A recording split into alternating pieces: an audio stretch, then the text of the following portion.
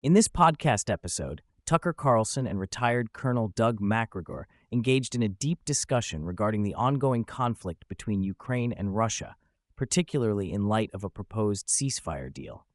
The conversation touched on various aspects of the war, the geopolitical implications, and the potential for a resolution. Macgregor expressed a sense of foreboding about the future, suggesting that the world is on the brink of a catastrophic event, potentially a global war. He highlighted a recent drone attack on Moscow attributed to Ukraine, which resulted in casualties among Russian civilians. This incident raised questions about the motivations behind such actions and the broader implications for the conflict. Macgregor argued that the Russians perceive the U.S. as sincere in its desire to end the conflict, particularly under the leadership of Donald Trump. However, he criticized the U.S. for not taking decisive action to remove Ukrainian President Volodymyr Zelensky and his government, which he described as a rogue organization. He pointed out that the Russians are organized and disciplined, capable of stopping their military actions when it suits their strategic interests, while the Ukrainians appear to be acting out of desperation.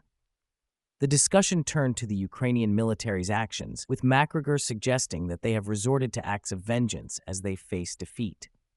He characterized these actions as attempts to inflict harm on Russia and create an illusion of hope for Ukrainian forces. He expressed skepticism about Ukraine's ability to mobilize more manpower, arguing that they are scraping the bottom of the barrel in terms of resources. Macgregor also raised concerns about the safety of President Trump, suggesting that the Ukrainian government and its supporters have shown a willingness to resort to violence against critics.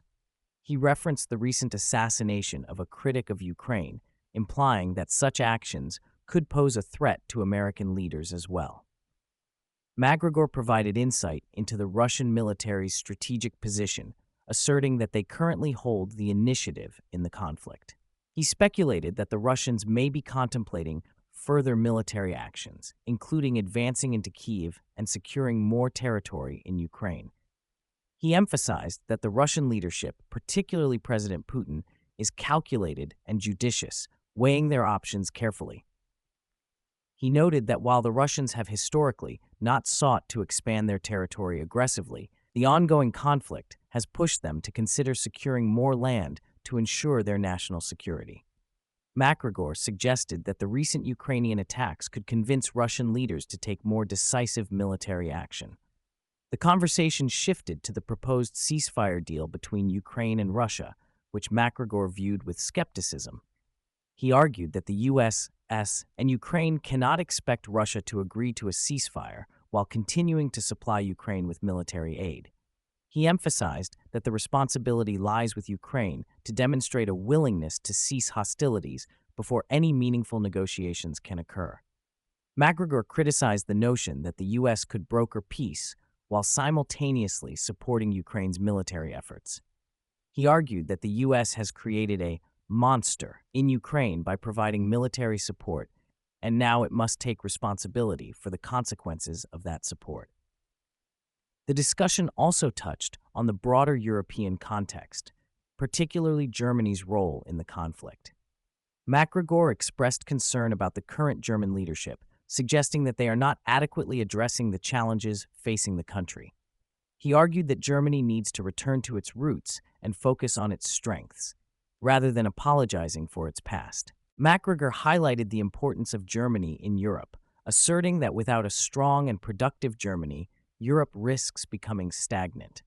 He called for a return to a more rigorous educational system in Germany, emphasizing the need for a focus on knowledge and understanding rather than the current trend of self-loathing and guilt. As the conversation progressed, Macgregor articulated a vision for U.S. foreign policy that prioritizes national interests and disengagement from unnecessary conflicts. He argued that the U.S. should not be involved in wars that do not serve its interests and should instead focus on securing its borders and addressing domestic issues. Macgregor expressed a desire for President Trump to take a strong stance against military interventions, advocating for a return to a more isolationist approach that emphasizes American sovereignty and security. He suggested that the U.S. should end military aid to Ukraine and withdraw its personnel, allowing Europe to take the lead in resolving the conflict.